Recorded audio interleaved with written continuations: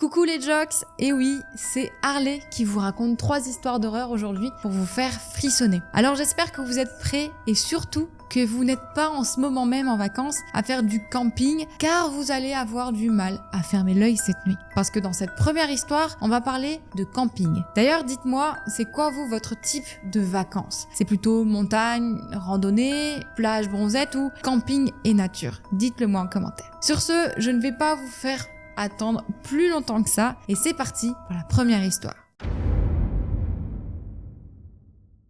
C'est donc l'histoire de William, 17 ans, qui sera accompagné de son père Jean, 48 ans. Et ces deux-là ont pris pour habitude depuis les 13 ans de William de passer une semaine en camping entre père et fils. Et ils trouvent tous les deux que ça permet de souder un peu plus leur lien et c'est quelque chose qu'ils adorent faire. Mais le type de camping qu'ils préfèrent, c'est pas des campings animés 5 étoiles avec beaucoup de monde. Eux, ils préfèrent des campings avec des espaces un peu sauvages, calmes, de la forêt, avec très peu de monde. Donc après quelques recherches, car ils n'aiment pas visiter les mêmes endroits, ils ont trouvé l'endroit idéal proche des Pyrénées pour y passer la semaine. Aujourd'hui, c'est le jour du départ pour Jean et William, et après avoir préparé leurs affaires, ils prennent la route pour un trajet de 9h30.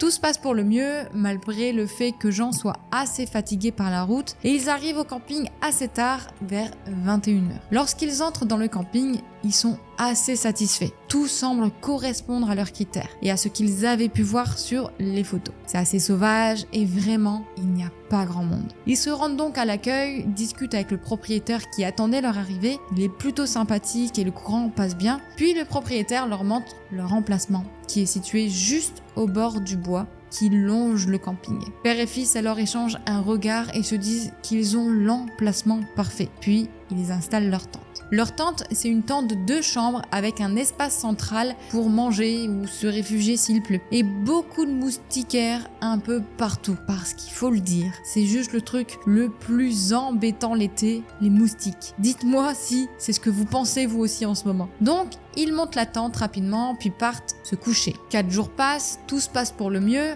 Et Jean et Will passent de bonnes vacances. Ils entendent pas mal de bruit venant du bois qui est vraiment juste à côté de leur tente, mais ils adorent ça. Ils se sentent vraiment plus proches de la nature. Puis de toute façon, ils ont l'habitude de faire du camping un peu sauvage et d'entendre des bruits d'animaux, surtout la nuit. Mais cette nuit-là va être particulièrement agitée, car William est réveillé par des bruits. Il se dit qu'il doit s'agir encore du bois et ne s'inquiète pas plus que ça. Mais en se concentrant un peu plus, il a plutôt l'impression que les bruits proviennent de l'intérieur de la tente. Il entend comme des bruits de pas, une fermeture éclair, puis très rapidement, plus rien. Il se dit que son père a dû aller aux toilettes ou quelque chose comme ça, puis finalement, il se rendort. Le lendemain matin, William se lève le premier et se rend compte en ouvrant la tente que le cadenas qui est censé la fermer n'est plus là. Et oui, ils ont pour habitude de mettre un cadenas au niveau de la fermeture de la tente pour ne pas que quelqu'un n'entre trop facilement. Alors, je ne sais pas vous, mais pour moi, c'était pareil quand je faisais du camping avec ma famille. Et je peux vous dire que quand on oublie de mettre le cadenas, on se faisait engueuler par mon père. Alors qu'en vrai, si quelqu'un veut rentrer, c'est pas bien difficile. Mais bon, Will il se dit que son père a certainement dû le perdre en sortant cette nuit, donc il va se doucher et se dit qu'il va en toucher 2 mots à son père et lui faire la remontrance. La journée se passe et ce soir-là, William est au téléphone avec un de ses amis. Il reste donc dehors un peu plus tard pour ne pas déranger son père parti se coucher. Et durant son appel, pas loin de la tente, il entend des bruits de craquements de branches. Donc il pose son regard vers la forêt, mais il ne voit rien de particulier. Mais les craquements recommencent de plus belle et rebelote. Il regarde en direction de la forêt et toujours rien. Il commence à ne plus être si serein que ça. Mais jusqu'à ce que l'appel se termine, il n'entend plus rien. Donc il entre dans la tente, ferme la fermeture et se rend compte qu'il a complètement oublié de parler du cadenas à son père. Pas grave, il lui dira demain. Il entre dans sa chambre puis s'endort. Mais ça ne sera pas une nuit paisible pour William. Il va de nouveau être réveillé dans la nuit par des bruits similaires à la veille. William est un peu ronchon contre son père qui le réveille encore une fois en pleine nuit et lui demande de faire moins de bruit. Et là, il entend des pas se rapprocher de sa chambre, alors que la chambre de son père est à l'opposé de la sienne. Il commence à ne pas être très rassuré, car quelqu'un est aux portes de sa chambre et ne bouge pas.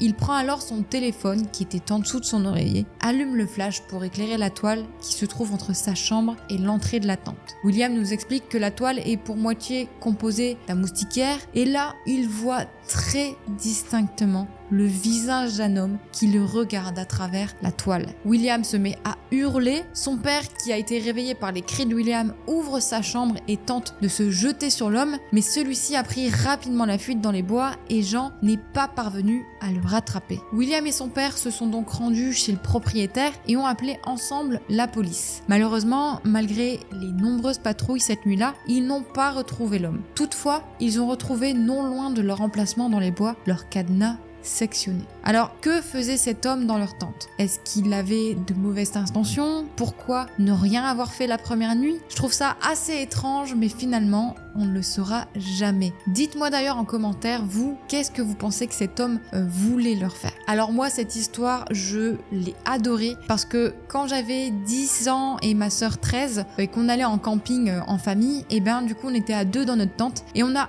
aussi entendu des bruits bizarres venant de l'extérieur de la tente et c'est hyper stressant parce que on ne voit pas ce qu'il y a à l'extérieur, mais les gens peuvent voir qui est à l'intérieur de la tente. Bon, pour le coup, c'était pas quelque chose d'humain, c'était des sangliers qui s'étaient invités dans notre camping, mais je peux vous avouer qu'on a eu très peur. Je ne vous embête pas plus avec mes histoires, et c'est parti pour la deuxième. Alors, petit aparté, si tu veux encourager gratuitement la chaîne, le meilleur cadeau que tu puisses me faire, c'est de mettre ton plus gros like sur cette vidéo. Je dis ça, je dis rien. En attendant, je te laisse reprendre la vidéo. C'est l'histoire de Naila, 25 ans, qui vient de finir ses études dans le marketing et elle a hâte d'entrer dans la vie active, de pouvoir mettre de l'argent de côté pour pouvoir enfin prendre son indépendance, même si elle adore sa famille. Cela fait plus d'une semaine que Naila a trouvé un travail au sein d'une grande entreprise dans leur service de marketing. L'entreprise se trouve dans un immeuble de plusieurs étages et emploie plus d'une centaine d'employés. Naila est d'ailleurs encore très impressionnée de travailler dans un si grand groupe. Et une fois sa journée de travail passée, elle rentre chez elle, mange et discute avec ses amis par message de son nouvel emploi quand elle reçoit une demande d'amis sur Instagram. Avant de faire quoi que ce soit, Naila regarde la bio de cette personne et il s'agit d'un homme de son âge qui travaille dans la même entreprise qu'elle et qui s'appelle Julien. Sauf que Naila, elle veut bien s'intégrer dans son équipe et dans l'entreprise, puis elle a rencontré tellement de monde ces derniers jours qu'elle ne sait plus si elle l'a déjà rencontré ou non. Pour ne pas être impolie, elle accepte et le suit en retour. Puis elle continue sa petite vie avant de s'endormir. Le lendemain matin, Naila se prépare hâtivement pour aller travailler car elle est légèrement en retard quand elle remarque que plus tard dans la soirée, ce fameux Julien lui a envoyé un message assez banal sur Instagram. Mais bon, là, elle est à la limite du retard, donc c'est la course et elle préfère lui répondre plus tard. De toute façon, elle le croisera sûrement au travail. Toute la journée, elle se demande si elle va croiser Julien, mais non. Elle a surtout croisé un homme d'entretien qui a beaucoup rôdé autour de son bureau, mais pas de Julien en vue. Elle croise aussi plusieurs nouvelles têtes, mais pas lui. Une fois de retour chez elle, elle décide enfin à lui répondre et ils commencent à discuter. C'est une discussion assez banale au début, mais petit à petit, jour après jour, Naila sent que cet homme commence à entrer dans une démarche de séduction. Mais avant d'elle aussi entrer dans ce jeu, elle essaie d'en apprendre un peu plus sur lui. La discussion commence même à être une sorte d'interrogatoire de la part de Naila. Elle lui demande si il travaille dans l'entreprise depuis longtemps, dans quel service il se trouve, à quel étage, qu'est-ce qu'il y fait, ses horaires. Sauf que Julien ne donne que des réponses assez approximatives et change rapidement de sujet en disant que il l'a vu, qu'il l'a croisé, qu'il a senti son odeur, qu'il adorait son parfum et donc il change rapidement de sujet quand Naila parle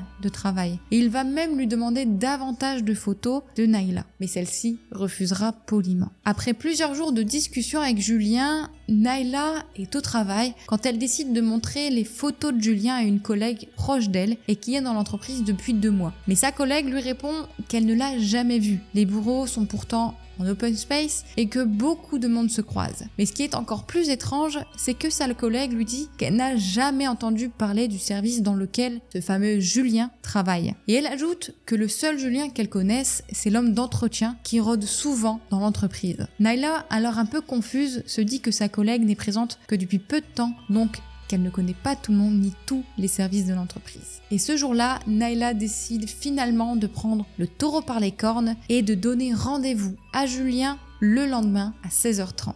Sauf que le lendemain, après l'heure fatidique de leur rendez-vous, elle n'a toujours vu personne. L'heure est même dépassée depuis plus de 30 minutes quand Naila, triste et déçue, décide de rentrer chez elle. Elle croise cet homme d'entretien sur le parking de la société. Sa voiture à côté de la sienne. Elle lui lance un bonsoir et rentre chez elle énervée. Elle incendie Julien par téléphone, mais celui-ci arrive tout de même à s'excuser et lui dit qu'il se rattrapera le lendemain car il dit l'avoir aperçu, mais comme Naila était avec des collègues, il n'a pas osé venir. Et surprise, quand elle arrive le lendemain à son bureau, elle y trouve un beau bouquet de fleurs signé Julien. Étant donné que beaucoup de collègues ont vu les fleurs, elle demande toutes de qui elles proviennent. Elle répond alors que c'est Julien qui travaille ici même dans l'entreprise, mais encore une fois, personne ne connaît ce service ni cette personne. Clairement, il n'existe pas. La journée passe et Naila commence à avoir mal à la tête. Premièrement, parce que cette histoire avec Julien commence à lui donner des nœuds au crâne, et deuxièmement parce que l'homme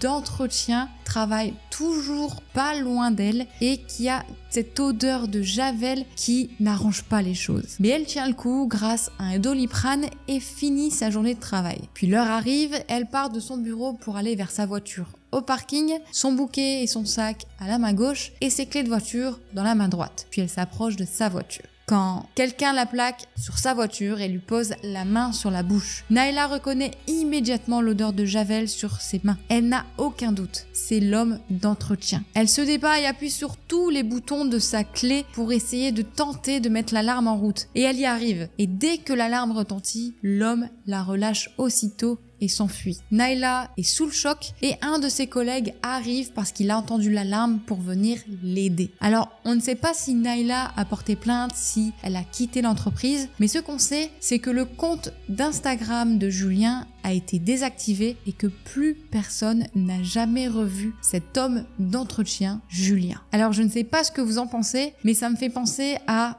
Catfish. C'était une émission que l'on avait sur MTV à l'époque. Et en fait, un catfish, c'est-à-dire que c'est une personne qui utilise les photos d'une autre, qui usurpe en quelque sorte en fait son identité. Et ça, je trouve ça totalement horrible. Parce que on a l'impression de se faire berner, mais là, dans cette histoire, ça a été carrément plus loin. Jusqu'où aurait pu aller ce fameux Julien? Alors, je ne sais pas ce que vous en pensez de cette histoire et si vous avez déjà entendu parler de catfish, mais dites-le moi en commentaire. Et sans plus attendre, c'est parti pour la troisième histoire. Et cette histoire, c'est Melinda, 19 ans, qui nous la raconte, mais elle s'est passée il y a 7 ans, donc, mes calculs sont bons, elle avait 12 ans. Melinda nous explique qu'au moment des faits, elle habite une petite ville et que son collège se trouve à une quinzaine de minutes à pied de chez elle. Et pour le coup, c'est la première année qu'elle va faire la route seule pour s'y rendre. Parce qu'avant, ses parents pouvaient s'arranger pour la déposer et venir la chercher en voiture, mais que depuis peu, sa mère a un nouveau travail et elle a forcément besoin de la voiture pour s'y rendre, alors que son père, lui, emprunte le vélo pour aller jusqu'à son travail. Donc bref, c'est beaucoup plus compliqué et ses parents, du coup, ne peuvent pas aller la chercher. Mais c'est pas grave pour Melinda parce que elle se sent assez mature et responsable. Et puis, ça lui laisse du temps pour regarder un peu la télé le matin, mais aussi en rentrant du collège avant de faire ses devoirs. Personnellement, j'ai moi-même dû faire la route seule pour aller au collège quand j'étais petite. Ça ne me choque donc pas. Mais pour certains, je peux comprendre que ça choque. Donc dites-moi en commentaire, vous, ce que vous en pensez. Enfin bref, Melinda raconte qu'au début, elle avait parfois un peu peur. Surtout quand elle terminait les cours un petit peu tard et qu'il commençait un peu à faire sombre. Puis à force, elle commence finalement à s'y habituer parce que maintenant, ça fait plus de 5 mois que Melinda rentre de l'école seule et qu'elle emprunte toujours la même route. En réalité, elle s'était vite rendue compte qu'une autre fille de son collège, Elodie, prenait presque la même route qu'elle. Donc finalement, Melinda ne faisait pas souvent la route seule, vu qu'elle était rejointe par Elodie qui était devenue maintenant son amie. Même si, parfois, emploi du temps différent car pas dans la même classe, elle faisait tout de même la route seule. La route qu'emprunte Melinda, c'est une route assez calme, entourée d'arbres, avec une boulangerie à mi-chemin où elle s'arrête parfois pour se faire un petit plaisir avec son argent de poche. Je vous laisse deviner pourquoi, mais souvent c'est pour prendre des bonbons ou un petit pain au chocolat. Alors je sens que beaucoup vont me haïr et vont dire chocolatine, donc vous pouvez le dire. Aujourd'hui, Melinda termine les cours à 17h et sa copine Elodie à 17h30. Elle va donc faire la route seule pour rentrer chez elle. On est en plein mois de janvier, il est 17h, il commence à faire sombre et surtout à pleuvoir. Melinda n'est pas ravie, mais elle est bien obligée de rentrer chez elle, donc elle part du collège et commence sa route. Environ 5 minutes plus tard, un homme en voiture s'arrête à son niveau. Melinda pense à quelqu'un de sa famille ou un ami qui la reconnaît et qui souhaite la déposer chez elle. Donc elle s'arrête de marcher puis inspecte le véhicule, mais elle ne reconnaît ni la voiture ni le conducteur. Puis l'homme baisse son carreau et lui demande si elle veut qu'il la dépose chez elle. Mais Melinda refuse. Mais malheureusement, cet homme insiste en disant qu'il pleut et que cela lui ferait vraiment plaisir. Melinda décline toujours l'offre et continue d'avancer. La voiture reprend la route et sort de sa vue. Melinda est soulagée de ne plus revoir cette voiture. Elle a eu un petit peu peur, mais ça va, il ne lui est rien arrivé. Donc elle se dit que c'était peut-être juste un gentil monsieur qui voulait faire sa bonne action du jour, donc qu'elle a eu peut-être un gros coup de stress pour rien finalement, ce qui lui a creusé un peu l'appétit. Melinda est donc presque à mi-chemin quand elle décide de s'arrêter à la boulangerie pour prendre un petit pain. Elle commande donc un petit pain au chocolat à la boulangère quand elle entend la porte de la boulangerie s'ouvrir et quelqu'un entrer dedans. Elle se retourne et fait face à l'homme qui était dans la voiture. Melinda se demande pourquoi il est là, mais il n'y a que 2 boulangeries dans sa petite ville. Donc bon, il a le droit d'aller chercher du pain tout de même. Donc elle prend son pain au chocolat et s'en va rapidement. Elle poursuit sa route pour arriver chez elle et tant mieux pour elle, il ne pleut plus du tout. Après environ 2 minutes de marche, une voiture ralentit en arrivant à son niveau. Il s'agit encore une fois de l'homme qui lui demande de monter. Melinda commence à avoir peur cette fois-ci et elle lui dit que non, elle ne montera pas. L'homme insiste et lui fait croire qu'il travaille avec son père. Mais Melinda, qui est vraiment maligne pour le coup, lui demande si leur voyage d'affaires s'est bien passé. Et l'homme répond que c'était super. Melinda répond alors à l'homme que son père ne part jamais en voyage d'affaires et que c'est donc un menteur. Et immédiatement, elle voit le visage de l'homme changer. L'homme descend de sa voiture et elle est pétrifiée. L'homme s'approche d'elle quand une seconde voiture s'arrête à leur hauteur dans le sens inverse de leur route. Le conducteur ouvre son carreau et il s'agit du père d'Elodie qui demande à Melinda si tout va bien. L'homme qui était sorti de son véhicule rassure le père d'Elodie, prend peur et remonte dans sa voiture et s'en va. Ce qu'il faut savoir, c'est que le père d'Elodie était sur la route pour aller la chercher au collège, qu'il a vu dans l'attitude de Melinda que quelque chose de bizarre se déroulait et il s'est immédiatement arrêté. Melinda a raconté au père d'Elodie que cet homme voulait l'emmener et qu'il disait être un collègue de travail de son père et que c'était totalement faux. Le père d'Elodie a donc pris Melinda dans sa voiture et l'a déposée chez elle après avoir été prendre Elodie. Melinda et lui ont tout raconté aux parents de Melinda qui ont déposé une main courante, mais comme ni Melinda ni le père d'Elodie ne se souviennent de la plaque d'immatriculation, ça n'a